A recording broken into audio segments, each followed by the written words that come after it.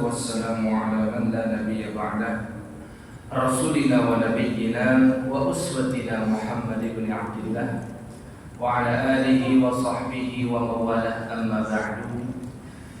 Ikhwatal iman, kaum muslimin dan muslimat, shaimin dan shaimat, jamaah salat zuhur yang dirahmati oleh Allah Subhanahu wa taala. Puji syukur kita panjatkan kepada Allah. Allah pertemukan kita di siang hari yang cerah ini dalam kondisi berpuasa selepas melangsungkan ibadah salat zuhur secara berjamaah.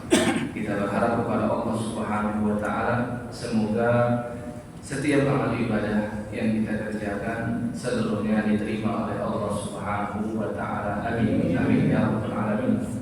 Lalu pas salat dan salam kita sampaikan, kita haturkan kepada Nabi besar baginda Nabi Muhammad sallallahu alaihi wasallam.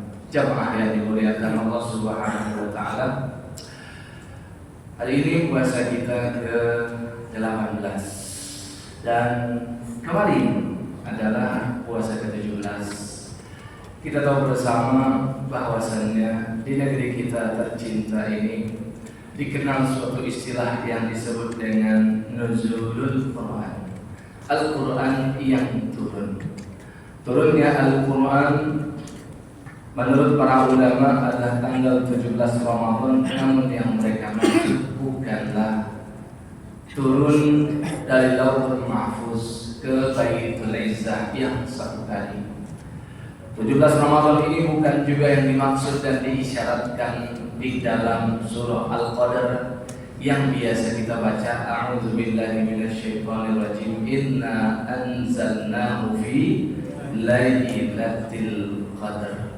Sesungguhnya kami turunkan Al-Quran di malam kemuliaan atau malam Lailatul Qadar. Bukan itu yang dimaksud. Bukan juga yang dimaksud di dalam surat Ad-Dukhan surat 44 ayat 3 sampai dengan 5. A'udzu billahi minasyaitonirrajim. Inna anzalnahu fi lailatin mubarakah. Inna kunna mundirin fiha yufraqu kullu amrin hakim amran min 'indina inna kunna mursilin, yang maknanya sesungguhnya kami turunkan Al-Quran di malam penuh keberkahan. Yang dimaksud malam keberkahan adalah Lailatul Qadar, dan di malam tersebut fiha yufraqu kullu amrin hakim. Allah menggariskan ketentuannya setiap 1 tahun yang disebut dengan takdir tahunan.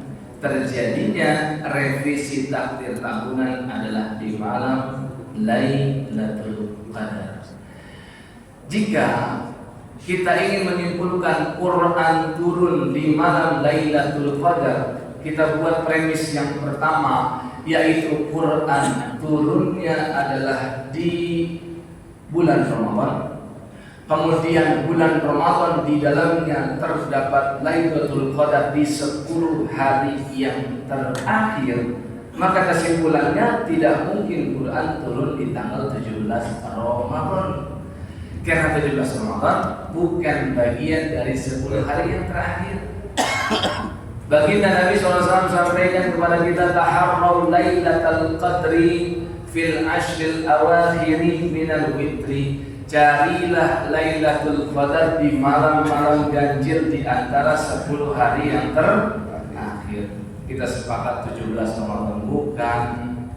Dan malam ganjil dari yang 10 hari terakhir hanya ada 5 possibility, yaitu 21, 23, 25, 27 dan 29. Sehingga yang dimaksud dengan nuzulul Quran adalah turun Al-Quran kepada Nabi Muhammad SAW yang secara berangsur-angsur. Di Mekah 13 tahun, ketika Nabi hijrah ke Madinah berlangsung 10 tahun, totalnya 23 tahun.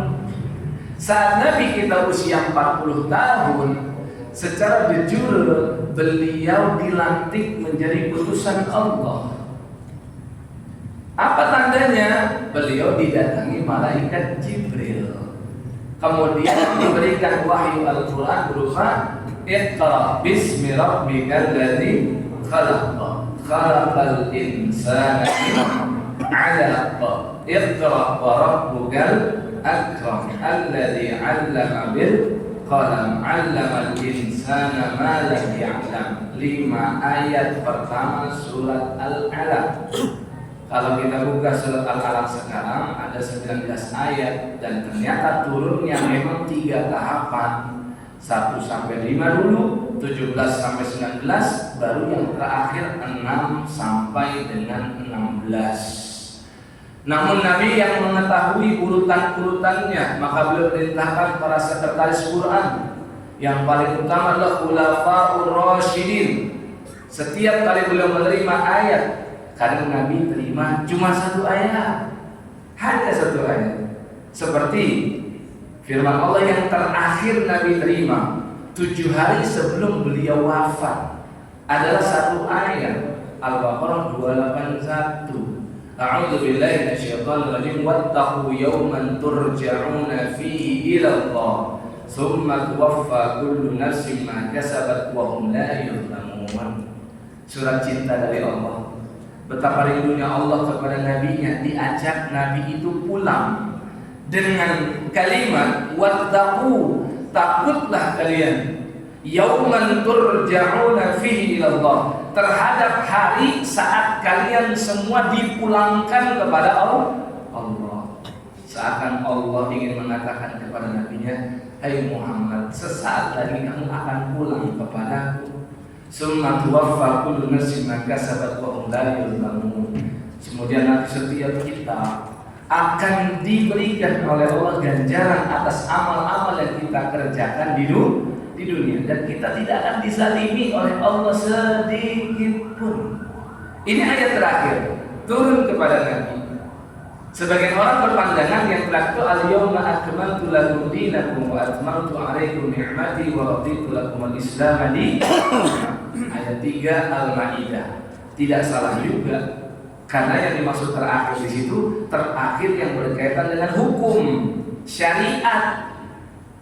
Makanya narasi awal di ayat ketiga Al-Maidah itu adalah hurrimat 'alaikumul maitah waddam wa lahmul khinzir wa ma uhilla li ghairillahi bihi wal munkhariqah. Diharamkan bagi kalian memakan daging bangkai, kemudian daging bedua, kemudian hewan-hewan yang disembelih bukan dengan nama Allah, kemudian munkhaniqah, hewan yang belum sempat disembelih, dicekik kemudian mati ya, tapi belum sempat disembelih, itu juga tidak boleh. Wal mauqudzah, hewan-hewan yang dipukul dan mati dengan sebab itu, tidak sempat disembelih. Wal mutaraddiyah, hewan yang jatuh terperosok mati belum sempat disembelih. Wan natihah, atau yang ditanduk oleh hewan lain mati dengan sebab itu tanpa sebab disembelih. Kita tahu ini kan halal haram.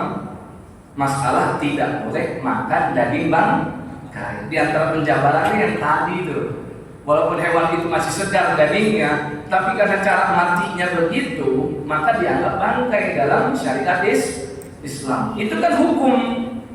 Maka ayat ini kalau dibilang yang paling terakhir nggak salah juga, tapi dalam perspektif yang hukum atau syariat.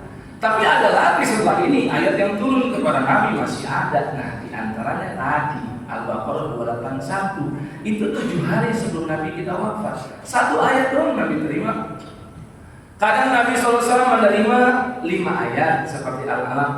Kadang lebih 10 ayat seperti Allah Azza wa Jalla membersihkan nama Ibunda Aisyah.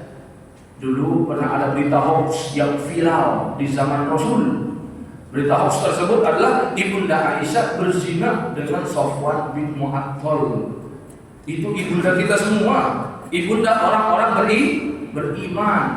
Beliau pernah difitnah demikian. Maka turun surat An-Nur ayat 11 sampai 20. Cuman 10 ayat yang berbunyi innal ladzina ja'u bil ifki usbatun minkum la tahsabuhu syarran lakum bal huwa khairun lakum likulli imrin minhum maktasaba minal itsm. Sesungguhnya orang-orang yang menyebarkan berita hoax tentang Ibunda Aisyah berzina dengan Safwan, mereka itu berada di tengah-tengah kalian. Maksudnya orang munafik kan ada di tengah umat Islam.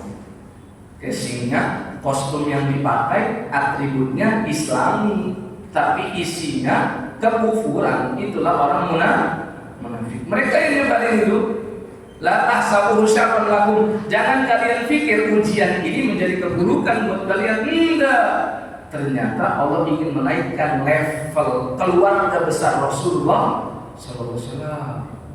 Kemudian level para sahabat, ada yang terpancing, ada yang enggak. Mirip kayak zaman sekarang, Pak. Dapat satu berita di WA, di grup, langsung segera disebarin aja ke grup yang lain. Ada klarifikasi itu hoax. Dia nggak mau tanggung jawab, udah disebarin berapa ratus orang itu yang mengkonsumsi berita bohong itu.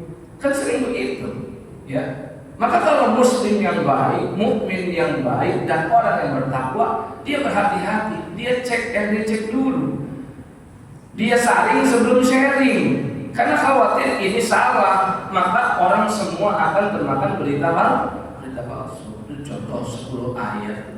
Nabi pernah diturunkan satu surat seperti Al-Fatihah, Idza Jaa Nasrullah itu satu surat, Al-Fath itu juga satu surat, dan satu surat yang paling panjang adalah surat yaitu Al-An'am 162 ayat. Satu surat penuh turun kepada Nabi. Ada yang 2 surat sekaligus seperti Al-Falaq dan An-Nas. Ini sekaligus. Nah, semua ini berangsur-angsur Nabi terima selama 23 tahun. Dan momen pertama Nabi dapat di Gua Hira adalah 17 Ramadan. Sehingga yang dimaksud dengan Al-Quran bukanlah turun yang sekaligus di Lailatul Qadar, tapi turun yang pertama kepada Nabi Muhammad SAW, dan itu malam Senin. Ya. Dan dari mana kita tahu secara akurat 17 Ramadan? Begini. Di dalam Al-Quran Allah beri isyarat tentang kejadian turun Al-Quran pertama, yaitu isyaratnya adalah di tanggal yang sama dengan peristiwa Yaumul Furqan. Yaumul Furqan itu adalah diksi Al-Quran untuk makna perang Badar. Karena dengan perang Badar Allah pisahkan yang hak dan yang batil, disebut dengan Yaumul Furqan. Dan itu ada dalam surat Al-Anfal surat ke-8 ayat 41. Ya, di pertengahan ayat awalnya tentang ini harta ghanimah. Di pertengahannya Allah berfirman, "In kuntum tu'minuna billahi wal yaumil akhir wa ma anzalna 'ala 'abdina yaumul furqan." Ini harus kau tegakkan ini yang namanya syariat pembagian harta ghanimah. Jika kalian beriman kepada Allah, kepada hari akhir, dan kepada Al-Quran yang kami turunkan kepada hamba kami Nabi Muhammad saat terjadinya perang Badar. Dan perang Badar itu 17 Ramadan. Sehingga turun Quran pertama kepada Nabi kita adalah 17 Ramadan. Sedangkan yang di Lailatul Qadar itu bukan kepada Nabi, tapi dari Lauhul Mahfuz menuju ke langit yang pertama yang disebut dengan Baitul Izzah. Informasi ini semua dapat kita temukan dalam Sunan Imam An-Nasa'i dari pendapat sahabat Ibnu Abbas. Beliau katakan memang Quran itu turun 2 proses. Proses pertama dari Lauhul Mahfuz sekaligus seluruhnya menuju langit pertama yang namanya Baitul Izzah. Inilah yang disebut dengan Inna Anzalnahu fi Lailatul Qadar. Tanggal berapa itu Nabi jelaskan dalam hadisnya melalui sahabat Wasilah bin Asqa. Nabi bersabda, pertama atau malam pertama Ramadan turun suhuf Nabi Ibrahim. Kemudian malam ke-7 turun kitab Taurat. Kemudian malam 13 Ramadan turun kitab Injil. Kemudian malam 19 Ramadan turun kitab Zabur. Sedangkan unzilal Furqan, Al-Quran yang disebut Al-Furqan karena pembeda yang hak dan yang batil. Dan kita tahu bersama di Quran ada surat Al-Furqan surat 25. Kata Nabi, kita turunnya setelah arba'in wa ishrina khalat min Ramadan. Setelah 24 hari berlalu Ramadan, baru turunlah Al-Quran. Berarti kalau 24 hari, malam 25 ganjil atau genap? Berarti saat turunnya Al-Quran malam 25 Ramadan, saat itu bergabung berbarengan dengan Lailatul Qadar. Sehingga jangan bingung tentang istilah nuzulul Quran. Masih banyak di antara muslimin yang kebingungan tentang hal ini. Kok 17 bukan ganjil di 10 hari yang terakhir? Karena 17 itu yang turun pertama kepada Nabi. Kalau kita tahu tentang sejarah ini, banyak sekali benefit yang kita peroleh dan pelajaran mau'izah yang kita dapatkan. Yang pertama, kita tahu ternyata turunnya Al-Quran begitu luar biasa. Ada proses yang harus diambil bertahap dan berjenjang.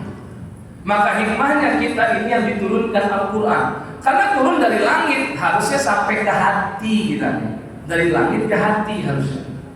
Maka kita pun dalam interaksi dengan Al-Quran harus berjenjang. Di situ dituntut yang namanya mujahadah dalam interaksi dengan Al-Quran. Kesungguhan.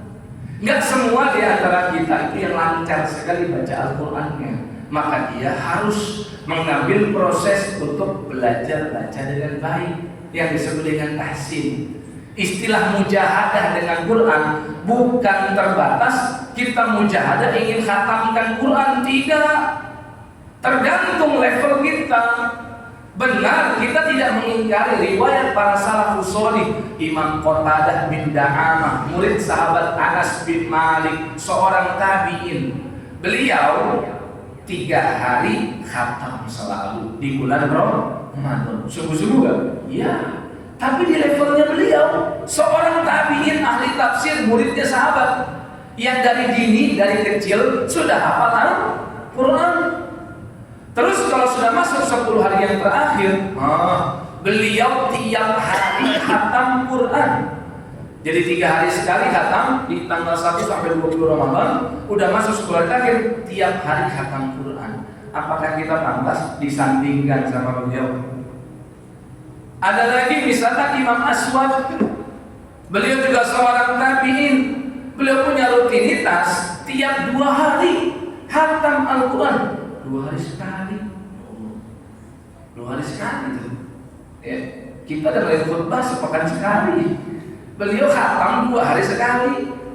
Yang dahsyat lagi, dan ini udah sering banget kita dengar, Imam Muhammad bin Idris Asy-Syafi'i, Imam Asy-Syafi'i, beliau kalau minum obat sehari 2 kali. Kalau tadi 2 hari sekali, ini sehari 2 kali. Dari subuh ke maghrib, beliau itu sudah pastikan khatam sekali. Ba'da maghrib sampai sebelum azan subuh, beliau sudah khatam lagi 1 kali. Khatam pagi ada, khatam malam ada, khatam siang, khatam malam tuh. Sehingga kalau Ramadan 30 hari, ya kan?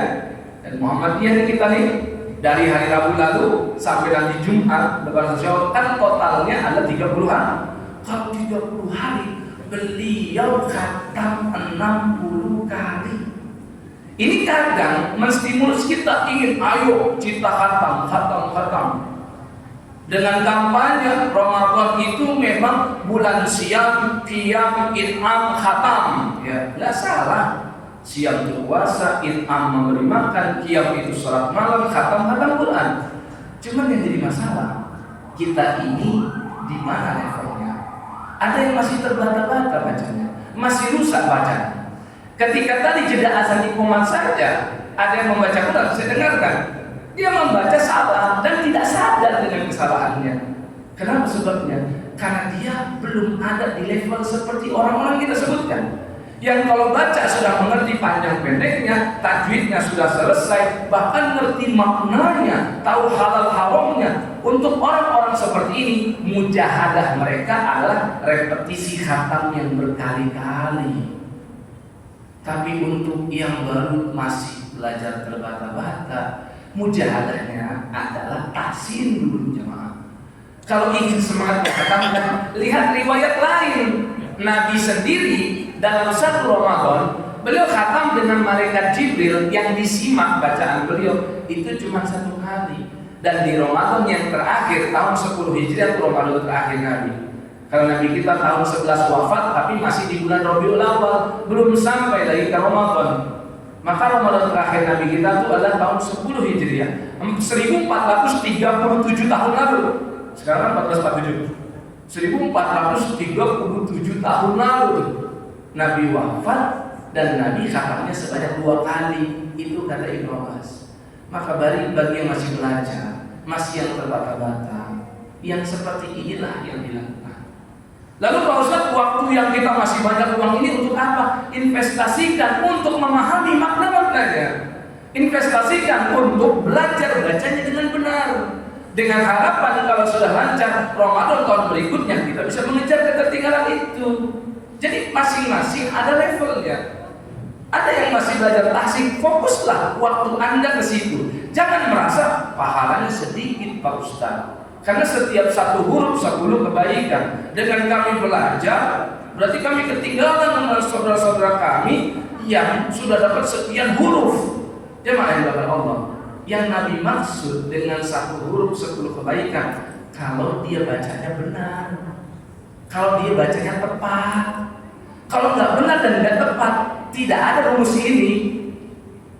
Kenapa? Justru dia merusak dan menodai Al-Quran. Banyak sekali orang yang membaca, bahkan Al-Fatihah aja dibaca salah dan bisa merubah arti. Dia baca Ar-Rahmanir-Rahim, rusak arti jemaah. Ya, iya ditekan dia baca iya karena kudu iya karena rusak maknanya. Dan itu menistakan menodai Al-Quran. Bayangkan kalau kejadian ini di zaman para sahabat dulu, Quran bisa rusak dan riwayatnya menjadi berantakan. Dulu mereka seserius itu dalam meriwayatkan Al-Quran, memakai oral, memakai lisan, dipastikan dengan benar. Maka belajarlah untuk membaca Quran dengan tepat dan mujahadah di bagian itu. Kata Nabi SAW, "Walladzi yaqra'ul Qur'an wa yatata'ta'u fihi wa huwa 'alaihi syaqqun lahu ajrun." Malah berita gembiranya bagi kita-kita yang masih belum begitu lancar dan kita belajar baca Quran didampingi dan dibimbing oleh orang yang mengingatkan, ini kurang maknya, ini ada ikhfa'nya, ini perlu didengungkan, ini perlu diidghamkan. Kemudian ia ulangi lagi.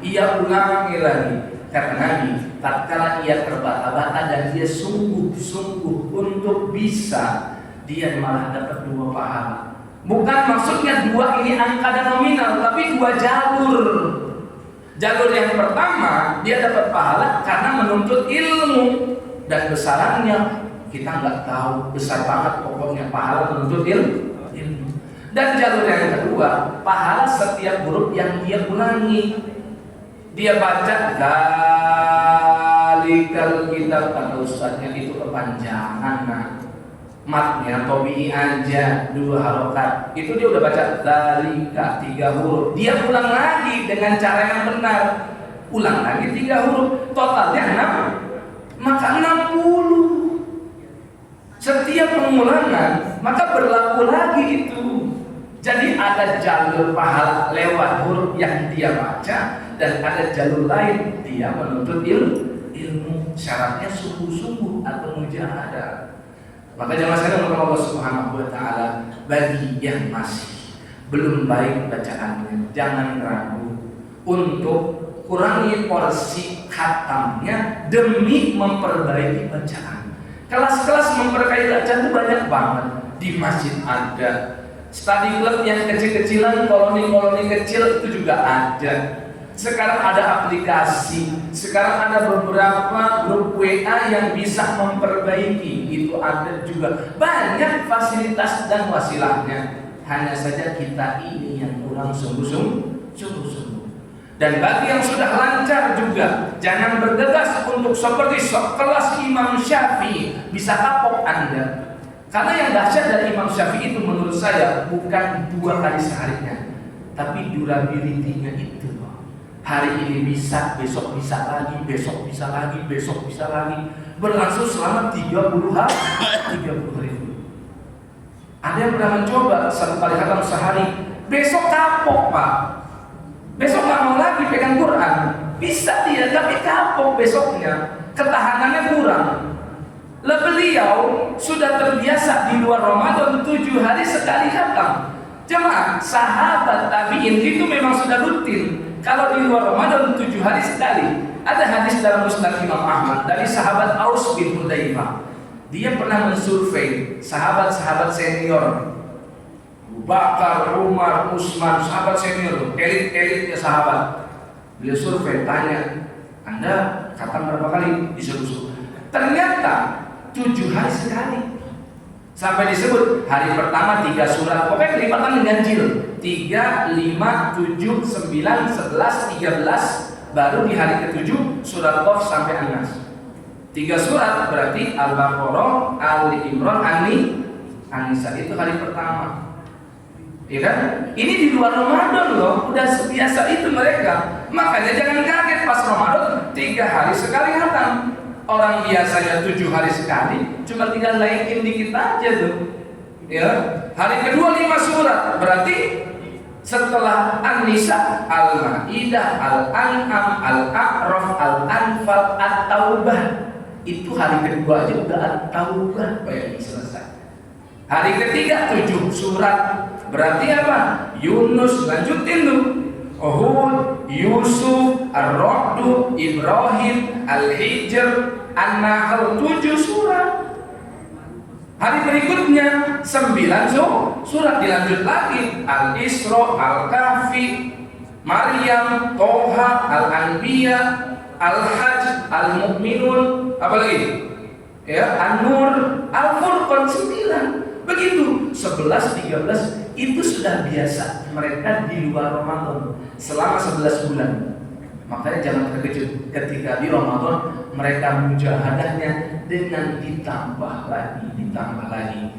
Maka bagi yang sudah lancar, yang sudah hafal, pernah di sekolah tahfiz dan seterusnya, silahkan mengikuti mereka ini, memperbanyak repetisi hatamnya. Semoga semua ini bagian dari kita bermujahadah, bersungguh-sungguh dalam berinteraksi terhadap Al-Quran. Karena begitu banyak cara kita berinteraksi kepada Al-Quran. Ada tahsin, cuma memperbaiki bacaan.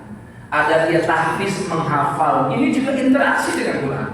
Ada yang dia qiraah, sekedar baca, walaupun kadang-kadang mulut berbusa, capek di sore hari puasa, dia nggak pakai volume suara, tapi bibir komat kamit, ini qiraah sudah cukup.